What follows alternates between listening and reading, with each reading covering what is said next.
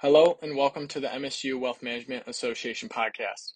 This summer, we are excited to bring back some of our favorite episodes every Monday. We hope you are having an amazing summer and expect new interviews for our next season, Season 9, in September as the school year begins. Thank you for listening and enjoy.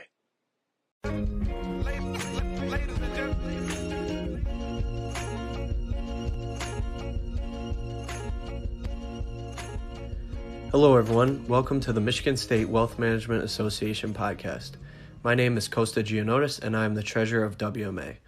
Our guest today is Ben Carlson, Director of Institutional Advising at Ritholtz Wealth Management.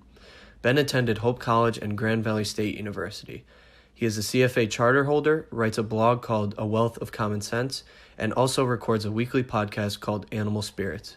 We've got a great episode for you, so stay tuned. All right. Hello, everyone. Welcome to the MSU Wealth Management Association podcast. Our guest today is Ben Carlson from Ritholtz Wealth Management. Ben, thank you so much for being here. Hey, guys. Glad to be here. All right. So what we're trying to figure out here is we're trying to help students figure out, why they'd want to become a financial advisor, why they'd want to work in the wealth management space. So could you tell us a little bit about your career path? Did you always want to work in the financial services industry? Yeah, I didn't really have any clue what I wanted to do. So I was heading into my senior year of college and I went to a small school, Hope College on the west side of Michigan, and liberal arts school. And I really didn't have any plan. And I realized going into my senior year, I don't know what I want to do. I was in business and finance, and I knew I wanted to work with numbers, but I didn't know what that meant. I didn't know if I was going to work for a bank or what. So I went off to Philadelphia for an internship program for a semester, and ended up working there with an investment sell-side analyst. So these are the analysts that will cover a stock or a sector, and they'll place the buy or sell or hold ratings on them. So I did that, and that kind of gave me the itch to try to understand the markets some more, because I realized I had no clue. I mean, the first day I showed up there, I didn't know what a stock or a bond was. I mean, my whole slate was just completely empty. And so I realized there was a huge learning curve for me, and I had better start getting, some more of that real world knowledge. So that was kind of my way I backed into the investment world. So I realized I wanted to get into it, started learning some more, got a job after school working for an investment consulting firm. And that was more on the institutional side of things, so working with larger organizations like pensions and endowments and foundations and some of these bigger firms. And we had a few individuals, and that was a real eye-opening experience for me, just to understand the business better, and how these places looked at things like portfolio management and creating investment plans and that sort of thing. And so for me, it was more of a gradual process. It wasn't anything that I sought out to do. I kind of backed into it and realized, okay, I actually really enjoy this, and there's so many things about the markets and helping people plan for this stuff that are interesting, that it was more that I kind of fell into it more than I sought it out. Can you talk a little bit about, we know you're a CFA charter holder, so can you talk a little bit about how that has kind of maybe early on helped you gain more knowledge, and then talk about your experience and the process going through those exams and everything like that? I realized again early on that even when I got into the working world, that there was still so much for me to learn, and I debated back and forth between, do I need to go back for an MBA, or do I need to do something that's more niche like the CFA? And the CFA, for those who don't know, it's more geared toward portfolio management and analysis, and it's a 3-year program, and it was self-study. And at the time, my girlfriend, who's now my wife, we were living in separate cities as she was going back to school and I was working, so it worked out well that it was a self-study program.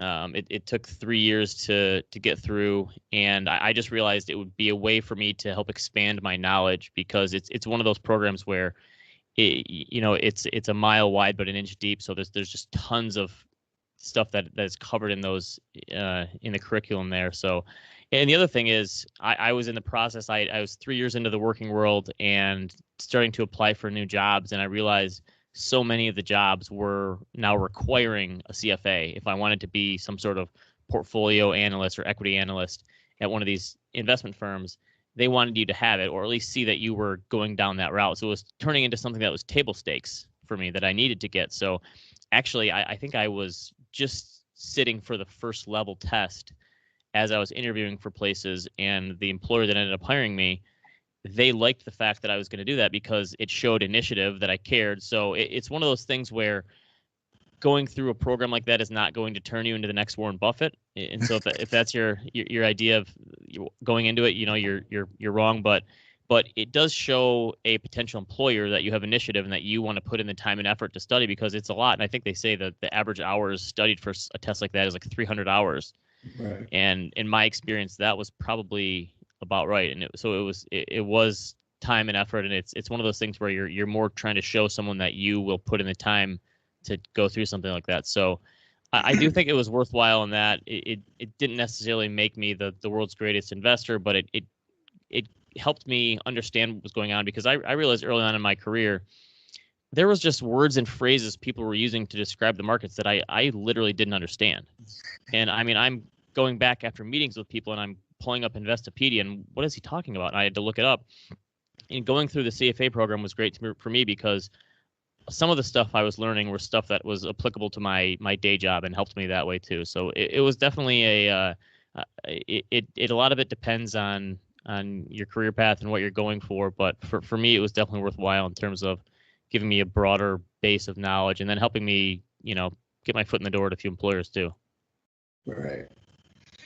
So I think a lot of our listeners are probably going to take the CFP route. I think that's something that me and Justin are definitely going to do. Can you just kind of talk about a little bit, maybe compare and contrast the two, the CFA versus the CFP, and then talk about your kind of specific study process? I think a lot of our listeners would gain some valuable knowledge from just how you kind of work through balancing work and then also studying and then doing all that at the same time. Yeah, I've know a lot of people who have the CFP. I know a few people who have actually done both of them, which I think is probably overkill unless you're going to be someone who's going to be a financial advisor who's going to be managing your own book of business and also doing investing. I think that's probably overkill. I actually think if I had to go back and do it again and I'm starting out today in your shoes, I think the CFP is much more valuable. And there's a few reasons for that. One, I think the investment industry is just taking these huge sea changes right now, where you have these things like ETFs and index funds that are really taking over, and the prospect for active management and portfolio analysis. While that stuff will always be part of the process, it's not nearly as important as it once was. And I think there's something like 300,000 CFAs, and there's 200,000 or 300,000 that try to take it every year. And so it's something that is just, it's not going to get you quite as far unless you really want to have your head to the grindstone and you're going to be a portfolio manager and you're going to be an analyst and you have to go that route. But I think the CFP is more important these days because there's just so much more of a need for financial advice. So every day for the next 15 years or so, there's going to be 10,000 baby boomers retiring. Those people think they need investment advice and how to navigate the markets, and to some extent they do. But the thing that they really need is financial advice. They want to know that they're going to be okay. They want to know that their insurance needs are met, or that they can spend whatever money they have, or that they have enough money to begin with. And so financial advice, I think, is going to be super important going forward. And that's not just for older people. That's for younger people, too, young professionals who are still trying to understand what they need to do with their money and how to save for retirement and these things. So I think the CFP is important. In terms of studying, I've heard that the tests are probably similar and the workload maybe is similar in terms it's just a different curriculum. But I just found, for me, just making it part of my routine and making it, every night I'd block out time and I would study. And it was kind of hard because I guess I took it 3 or 4 years after school. So I was out of that studying mindset. So getting back into that and setting aside a time that, I'm sure that there's probably more resources now too. I use things like study guides, and there was just starting to be these message boards. I'm sure there's way more of that now where you can share, because a lot of the CFA stuff was just very individual, and there wasn't really anyone else to lean on. And I took as many practice tests as I could, and I used a lot of the study guides, and the message boards were just starting when I was taking it, and that helped a little bit in terms of people sharing stuff that's worked for them. So yeah, I know it's kind of a self-starter process, and you have to be a self-starter to go through it, but leaning on other resources and people was helpful for me just to try to get through it, because it can be overwhelming if you try to take it on all at once. Yeah, absolutely. I think those message boards have definitely grown in popularity, especially on like Reddit and different things like that. So there's definitely a huge group of people that drive those for sure. But I think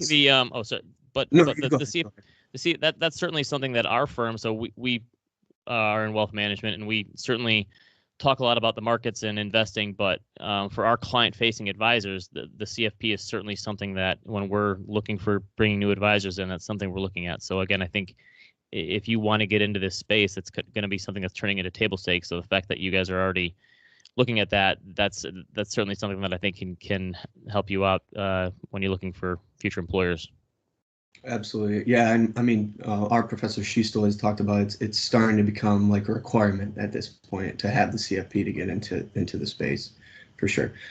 So let's switch gears a little bit. So we know that you currently work remotely in Grand Rapids, and you had even before the pandemic. So can you talk a little bit about why you chose to kind of work remotely sort of on a permanent basis? And then also, can you compare like working remotely before the pandemic and then after? Like, is it the same? Are there some things that are a little bit different? Yeah, we were pretty lucky. I was actually the very first person at our company to work remotely. I joined the company 5 years ago, and at that point, they're headquartered in New York City, office in Manhattan. And I had just had my wife and I just had our daughter, and I think she was 1 year old. And I had started talking with this firm about coming on and joining them because I had started writing, and we realized we had similar interests and principles and values in terms of how we wanted to invest on behalf of clients. And so we realized that it made sense for me to join the firm. And initially, we talked about me moving to Manhattan, but because we had just had a child and we had friends and family in Michigan, that was a conversation that never got off the ground with my wife. And I actually at first thought, okay, this just isn't going to work because that's just a deal breaker. And talked to them a little more and realized our client base was not necessarily based in New York. Our clients were based all across the country because a lot of them are finding us through the internet and stuff we wrote or podcasts or TV appearances. And so that actually helped me say, what if we tried this remotely? And I brought it up to them, and they, to their credit, the company I thought they were going to tell me to buzz off, they said, yeah, why couldn't we? Technology makes it easier than ever to communicate and stay in touch. And as long as you're okay working remotely and not being in the office and occasionally flying here and seeing us or seeing some clients in other cities, why not? So I came on, and right after me, there was a few more people that came on, and now we have roughly half of our whole staff. I think we have 32 people. I think half of them work remotely. Half of them are in the New York City office.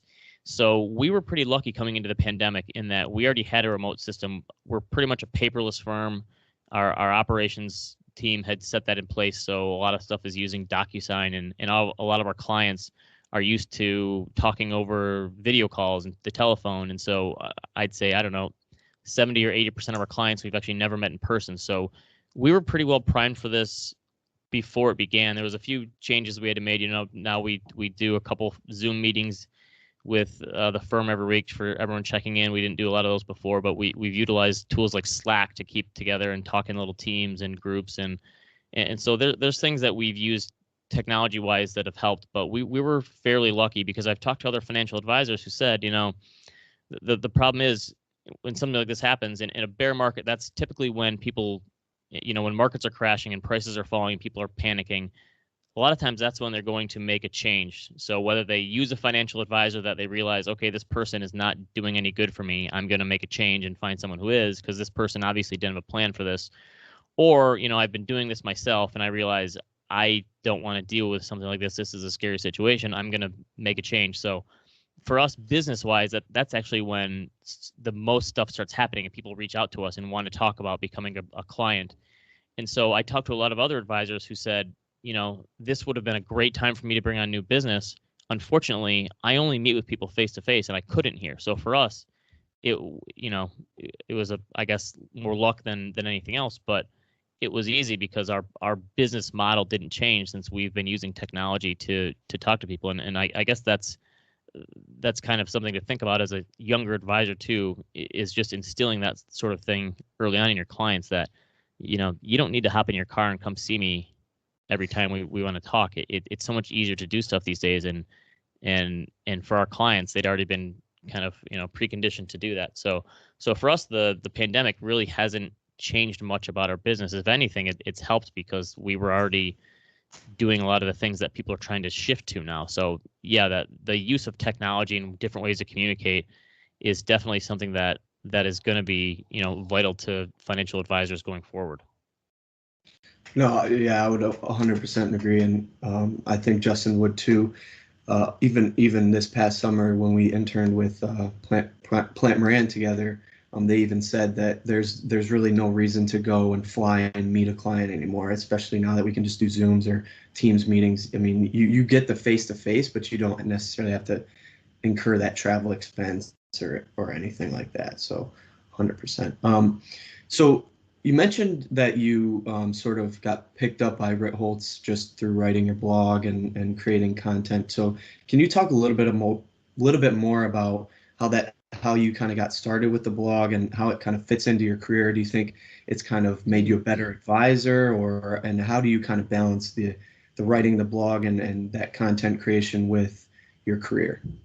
It's certainly something that when I started it, I believe I started the blog in 2013, and I had been reading blogs for a number of years and just thought to myself, you know what, I kind of have something to say. I actually was in getting my MBA and had a classmate who had done it himself and started one. And I did a presentation on personal finance in class, which, no one really cares about, but I obviously cared about it a lot. And he said, you should try just put some of these thoughts down and have more people read them. And I said, I don't know who's going to read this stuff. And he helped me set it up. And I kind of did it on a whim. I didn't really have any grand plan. I didn't say, I'm going to start this content, get into this content game, and then it's going to change my career trajectory. I had no reservations about that at all. I was just doing it because it was something to do, and kind of had got it through this class project. And it ended up working out where it started slowly gaining traction, and I got to know a lot of the other people who were in this blogging community who had similar views of the world and as myself, and would share it with other people, and they slowly helped me build an audience.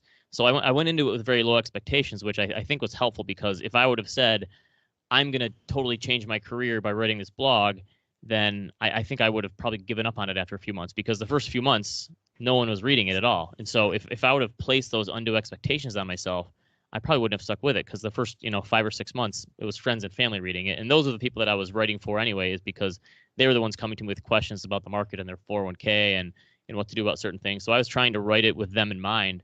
And that was actually kind of a blessing in disguise too, because a lot of people who read it really liked the fact that I was trying to put it into, break it down into the most common denominator that people could actually understand. And so once I started writing more and I got to know these guys, the job that I had, I would actually fly out to New York a few times a year to meet with our money managers that we were dealing with. And I got to know these guys in New York a little bit who also were blogging.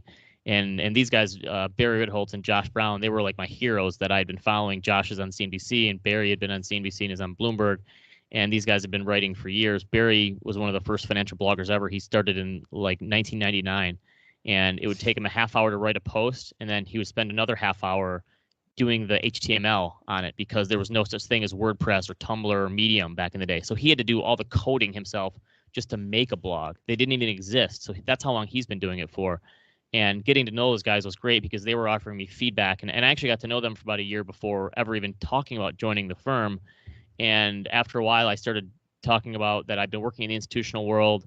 And, it was great because I was learning a lot, but I really wanted to, now that I've been writing and hearing feedback from people, wanting to work with smaller clients and more individuals and broaden my horizon a little bit, because I was working for a single institution and organization, and they were technically my only client. And while it was a great job and I learned a lot, and I was there for about 10 years, I just really wanted to move on and try something else. And they said, well, what exactly do you want to do? And I kind of laid it out for them.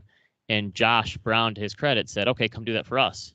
And that's how we worked it out. And for me, again, I never, if I would have gone into it thinking, all right, this is going to turn into my dream job because I'm writing a blog, I would have said you were nuts when I started it. And that's kind of the way things worked out. But because they had been blogging for so long, they grew an audience, and they had people saying eventually, you know what, we like the way you think about the world. We like the way that you think about markets and investing.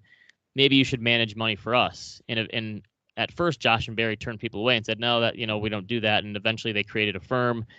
And then I came into it too. And we realized, okay, this is actually a huge benefit for us, because we have people who already kind of understand our message. They feel like they know us a little better. It's not someone you're meeting for the first time. They've been reading you for a while. They understand, and there's a level of trust there that we were building that we really didn't think, okay, let's press this advantage. And once we realized that, we said, okay, we can make a business out of this. So we don't have any people in the sales or development department. Our content and writing is how we communicate not only with prospective clients that might come join us, but also current clients. And so they're not constantly calling our advisors saying, what is going on in the markets today? What do you guys think about this? Because they're reading it because, on a daily basis, at least one of us at the firm is going to be talking on a podcast or doing a TV appearance or writing on our blog about what we think and providing context. And what that does for our financial advisors is it allows them to spend more time talking to the clients about their specific financial plan instead of worrying about what's going on in the markets. And so putting it out there has been great for us. And what I tell a lot of younger advisors or aspiring advisors who talk about this, they ask all the time, how do I get into the blogging game and how do I do this and how do I build an audience? And I don't even think going into it with that mindset is helpful, because trying to build an audience is really hard. And if I started today to try to do it again, it wouldn't be easy. But your audience in a lot of ways is your clients. And the great thing about writing and putting content out there is you can build a library, and it shows that you're an expert. And so if you have a specific niche that you write about, and you're tax planning is your big thing, or setting up asset allocation, or where your assets are located, if you write about these specific topics, people will find you because you have domain expert on this stuff. And when you have questions from clients, and the funny thing is that the questions are almost always the same. The market environment changes, but the questions you'll get about it will be the same. You can build a library of stuff that you've written and say, oh, I already wrote about this in 2017. Here, take a look. And it saves you time and effort from having to explain it 100 different times. And so we've just found that producing content is so helpful in growing an audience and stuff. That certainly is interesting, but the client aspect of it, of being able to communicate with them and provide context and perspective for them without them having to beat down your door all the time every time the stock market falls 5%, is very helpful, because then you can only have conversations with them when you really need to, and something truly is different with their financial circumstances, not just the markets. Absolutely. Yeah, that's a great answer. So I guess leading off of that, what would you say some of your more favorite blogs are? And then what would you kind of recommend, not just blogs, but just general reading materials, kind of like younger advisors kind of get their feet wet, or maybe even people who aren't advisors yet, maybe college students looking to get into the industry, just some general reading material that they can gain some quick knowledge and be able to talk about the markets. Yeah. So all the blogs that my team write are great. So Josh Brown writes the Reform Broker. Barry Ritholtz does the Big Picture. My podcast co-host Michael Batnick writes called The Irrelevant Investor. Blair Duquesne is one of our advisors who's joined in the last couple of years. She writes something called The Bell Curve. And then we have a teacher turned advisor named Tony Isola, who writes a blog called The Teachable Moment, and his niche is teachers specifically. But Michael Kitces writes a blog called Nerd's Eye View that is certainly must read for all financial advisors, because he dives deep into topics specifically related to advisors. There's so much other stuff out there in podcasts, and I think one of the biggest things for me, because it is hard sometimes, there's so much information out there these days in podcasts and blogs and financial news media. I found for me it was so helpful to just read a lot of books. When I realized I was so far behind where I needed to be, or where I wanted to be in terms of knowledge, I had to be that self-starter and learn a lot. And I realized, okay, this learning thing is not done just because I'm done with school. And so just books. Everyone that I met my first few years out of college, I would say, what are 2 or 3 of your favorite books on investing or the markets, or pick a topic. And I would get these, and I started compiling a list, and I would just check these books off the list and go through. And just going through that really helps you understand the lingo of the industry and what's going on in the markets, and makes you just more informed about history and what's going on and what's happened before. And I think that can just again, showing that initiative is helpful too, that you're just going to be more of a lifelong learner and keep at it with this stuff, and constantly trying to figure out what came before you and what's coming next, basically. For sure. So again, let's switch gears just a little bit here and talk. Now you're in the institutional advising space, and can you kind of just explain the difference between that and probably the more well-known like personal financial planning? just for our listeners who might not know the difference. Yeah, and I got into the institutional space, again, kind of by accident, which is another thing that I tell a lot of young people is trying to plan out your career, especially right out of college, is so difficult because you just never know. If you would have told me this is the path I was going to take, I don't think I could have planned it. You know, it just, a lot of stuff just happens. And so I worked it out. So I actually, my first job was in the Detroit area, working for a small private institutional consulting firm. I think there was 6 or 5 of us at the firm. It was pretty small, which is good for me at the time, being someone just out of school. I got paid basically nothing in salary, but I learned a ton because there was only 5 of us there and got to have a hand in a little bit of everything. But I learned pretty quickly about the institutional world because that was our main client focus. And we worked with places like hospitals and insurance companies, and they would have a pension plan for their employees, or an endowment fund, which was used to make charitable gifts, or a foundation, or an operating account. And I realized, a lot of these organizations have a ton of money. And so if you're working in the financial advisor space, it's typical that anything above, say, $5 million is a pretty decent sized client. 10 million is considered, ultra high net worth. But dealing with organizations, these places have hundreds of millions, perhaps billions of dollars. And so it's different in a lot of ways in terms of the politics involved. And you're dealing more with group decisions, where if you're working with a family or an individual or a couple, typically there's one person or maybe 2 who are going to make decisions. They'll make them very quick. In the institutional space, you're dealing with boards and committees and CEOs and CFOs and all these people who want to have a say in the decision. So there's way more politics involved, and you have to get really good at selling your stuff that you want to tell people. So you have to make a good sales pitch if you want someone to do something or follow your prescription, because you're not just trying to convince one person, you're trying to convince a bunch of people. And that's a skill that didn't come easy for me. I could never be a car salesman. It was just not in my personality. I have friends who have 0 book smarts, but they know people and they know how to sell, and that just was never me. And so that's something that I had to learn too, that selling yourself and selling your ideas is really important, because you could be the smartest person in the world, but if you can't effectively communicate it and you can't sell your ideas and analysis to people in a way that they understand, then it really doesn't matter how good your ideas are if you can't get them by to people. So the politics involved is huge. And the other thing is, even though you're dealing with so much more money, and a lot of our clients at my first firm were hundreds of millions of dollars, but you realize in a lot of ways it's just another zero. And what I mean by that is, the investment principles that work for someone with $1 million don't have to be different from someone who has $100 million. The same evergreen investing principles still apply. And I found that way too many people would try to overcomplicate the process and make it more complex than it needed to be, when just simplifying and getting down to the building blocks of portfolio management and asset allocation and investment planning.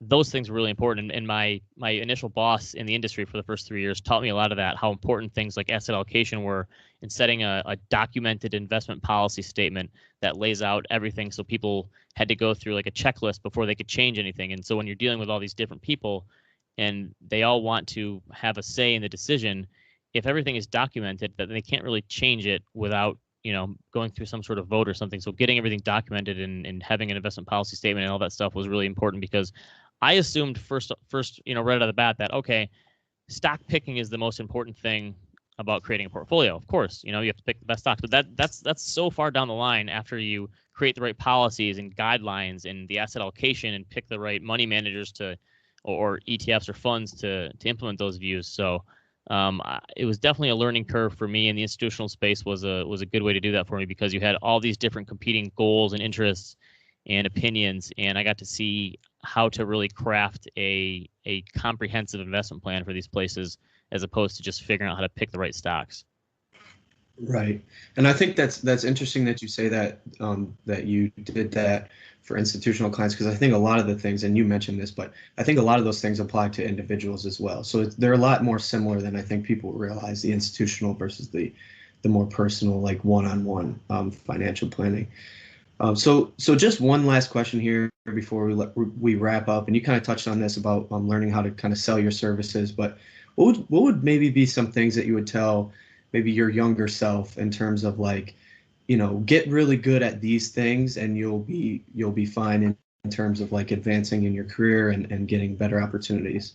Yeah, I think the other thing about learning is just learning a wide range of topics. So, I mean, if I could go back to do college all over again, I did, the business management route and got accounting and economics on the side, and because we actually didn't even have a finance degree at Hope because it was a liberal arts school. But the understanding of human psychology and behavior is so important to the markets, because those are the things that really drive the markets, is understanding people. And so understanding human nature, and how I would have gone and got a minor in psychology or something in college if I could have, now going back on it now. So understanding just a wide range of topics, and having really just some sort of depth there, I think is really helpful in understanding people. Again, I think sales is important. The ability to communicate, especially when you're a younger person and you're trying to get your ideas across and you're the low man on the totem pole. I think the ability to effectively communicate in as few words as possible, whether that's in a short email or just a short 30 or 60-second elevator pitch, I think you have to get really good at that, because a lot of people above you aren't going to have the time of day to sit there and listen to you for, if you have a 10-page report, they're not going to care. They want it in short, succinct, easy to understand. Why does this matter to me? So I think any way you can become a better, more effective communicator, whether that's through writing or talking or selling or PowerPoint presentations, whatever it is, figure out a way to do that effectively and simplify as much as you can. So because people are busy and they don't have a lot of time. And so figuring out that way to communicate effectively is helpful. I always like this advice from Theo Epstein, who's the guy who was a savior for the Boston Red Sox as their GM, and then he came and won a title for the Cubs too. He said something along the lines of, listen, whoever your boss is when you're first starting out, they have 20% of their job that they absolutely hate. So go to your boss, tell them, listen, what is this 20% that you hate doing? How can I make it easier for you and take some of that off of your plate and do it for you? And so I think figuring out how to make yourself indispensable at work like that is really helpful, especially when you're trying to separate yourself when you're just starting out on the job. Absolutely. That's really good advice. I had not heard that before, but I'm definitely going to take that advice into my career for sure. And I would encourage all the listeners to do that. The other thing I would say too is just something that you mentioned, getting that elevator pitch and being able to talk. I think it's important too to kind of practice that. And even though it's awkward with maybe like one of your friends, just be like, hey, can I just talk to you for a minute and work on my elevator pitch? It's awkward at first, but I think the more you do it, the better you're going to get, just like everything. So I've heard people who actually film themselves doing this stuff, and I've been lucky enough to do a few speeches at conferences and stuff, and I thought, you know what, it shouldn't be that hard. I type up a speech and I give it away, and again, because I'm not a natural salesperson, that kind of stuff doesn't come easy to me. So my New Yorker colleagues, Josh and Barry, they were like made for this. They can get in front of a TV camera, or they can get in front of a stage, and they're perfectly comfortable speaking. And for me, that just wasn't who I was. That's not my personality. And so I actually had to work at it a little bit, because one of the first speeches I did, maybe it wasn't as bad as I thought internally, but I felt like I bombed and I did awful. And I realized, okay, you know what? I actually have to work at this, and I have to practice a little bit more. And I did that, where I would tape myself and I'd give presentations to my wife to practice. And so some people have that natural ability to speak, but a lot of them really put a lot of time and effort into it, understanding it. And yeah, like you said, practicing that stuff in front of other people is very helpful, because if you say it out loud and you realize like, oh, you know what, actually saying that out loud, that just doesn't sound, no one talks like that. So it can be very helpful. Yeah, absolutely. It's the East Coast genes that they have. So yeah, really. First. Well, thanks, Ben. We had a great time asking you these questions, and we really appreciate you taking the time out of your day to talk to two college students. So thank you. Of course. Thanks, guys. If you like what you heard today, hit subscribe on Apple, Spotify, or wherever you get your podcasts. The MSU Wealth Management Association is a student group at Michigan State aimed at training the next generation of financial advisors. For more information, check out our website, msuwma.com. See you guys next week.